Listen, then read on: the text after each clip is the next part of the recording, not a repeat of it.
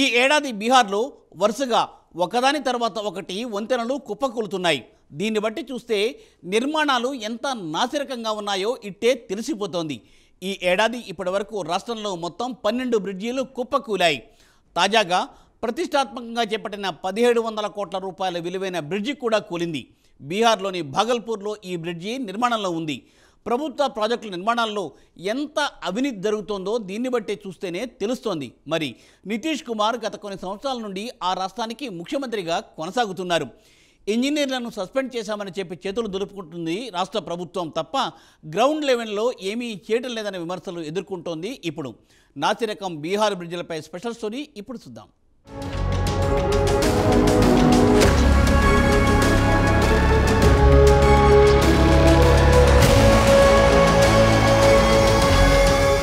బీహార్ అంటే వెనుకబడిన రాష్ట్రమని అందరికీ తెలిసిందే.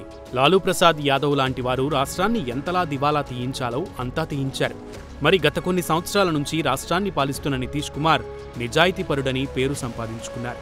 మరి ఆయన పాలనలో గత 9 సంవత్సరాల నుంచి కొనసాగుతున్న ప్రతిష్టాత్మకమైన బ్రిడ్జ్ వరుసగా మూడోసారి శనివారం కూలిపోయింది. దీంతో ఈ ప్రాజెక్టు నాణ్యతపై అనుమానాలు రేకెత్తుతున్నాయి. సుమారు 1710 కోట్ల రూపాయల ఈ ప్రాజెక్టు భాగల్పూర్ జిల్లాలోని సుల్తాన్గంజ్ నుంచి కైఘారియా జిల్లాలోని అగువానీ ఘాట్ను కలుపుతూ ఈ బ్రిడ్జ్ నిర్మాణం చేపడుతున్నారు.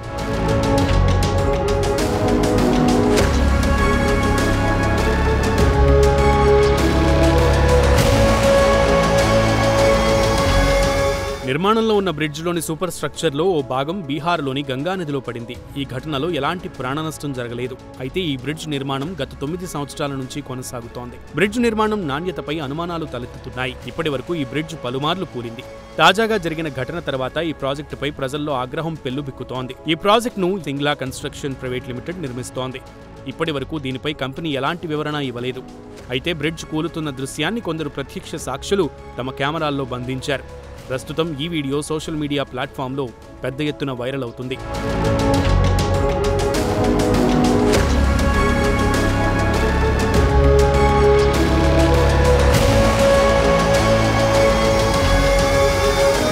కాగా ఈ కీలక ప్రాజెక్టును ముఖ్యమంత్రి నితీష్ కుమార్ ఎంతో ప్రతిష్టాత్మకంగా చేపట్టారు. ఇక ఈ ప్రాజెక్టు అసలు ఉద్దేశం ఏమిటంటే బీహార్లోని భాగల్పూర్ నుంచి జార్ఖండ్కు వయా కైఘారియా ద్వారా సులభంగా వెళ్లవచ్చుననే ఉద్దేశం ఈ బ్రిడ్జ్ నిర్మాణ పనులు చేపట్టారు. దీంతో పాటు విక్రమ్శాలి బ్రిడ్జిపై రద్దీని తగ్గించాలనే ఉద్దేశంతో ఈ ప్రాజెక్టును ప్రారంభించాల్సి వచ్చింది. అయితే ఈ బ్రిడ్జ్ ఏ ముహూర్తాన ప్రారంభించారో కానీ ఇప్పటి వరకు వరుసపెట్టి కూలుతూ వస్తోంది. ఈ బ్రిడ్జ్ కూలడం ఇది మూడోసారి.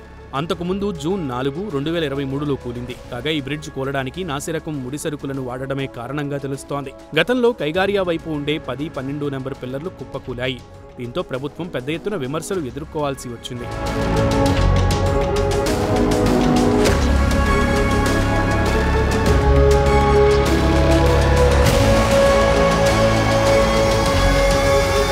ప్రజల నుంచి పెద్ద ఎత్తున ఒత్తిడి రావడంతో ప్రభుత్వం సింగ్లా కన్స్ట్రక్షన్ కంపెనీ ప్రైవేట్ లిమిటెడ్ను బ్రిడ్జ్ని మళ్లీ మొదటి నుంచి సొంత ఖర్చుతో నిర్మాణం చేపట్టాలని ఆదేశించింది. ఇదిలా ఉండగా ఇదే భాగల్పూర్ బ్రిడ్జ్ వైపు జూన్ 30, 2022న పిల్లర్ నెంబర్ 5, 6 గంగానదిలో కూలిపోయింది. కాగా తాజాగా శనివారం నాడు కూలిన పిల్లర్ల విషయానికి వస్తే ఐరన్ ఎంగిల్స్ నదిలో పడ్డాయి. అయితే బ్రిడ్జ్ కూలిపోవడానికి ప్రధాన కారణం మిస్అలైన్మెంట్ కారణమని చెబుతున్నారు.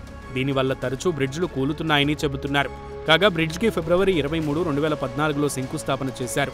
3.16 కిలోమీటర్ల బ్రిడ్జ్ నిర్మాణ పనులు మాత్రం మార్చి 9, 2015న ప్రారంభించారు. ఈ ప్రాజెక్టుకు బీహార్ ప్రభుత్వం 1710 కోట్లు కేటాయించింది.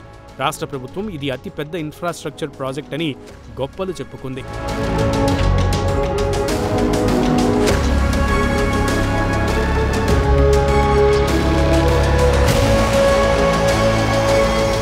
ఈ ప్రాజెక్టుకు నిర్మాణం ప్రారంభించి 9 సంవత్సరాలు పూర్తయినా ఇప్పటి వరకు పూర్తి కాలేదు.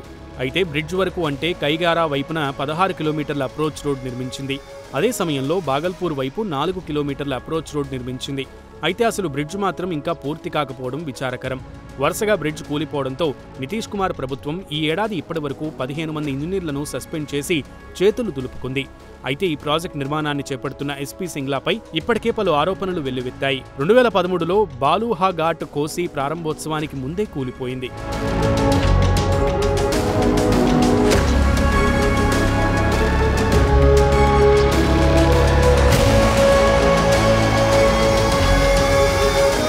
తాజాగా బ్రిడ్జ్ కూలడంతో ప్రజలు ప్రభుత్వంపై తీవ్ర ఆగ్రహం వ్యక్తం చేస్తున్నారు.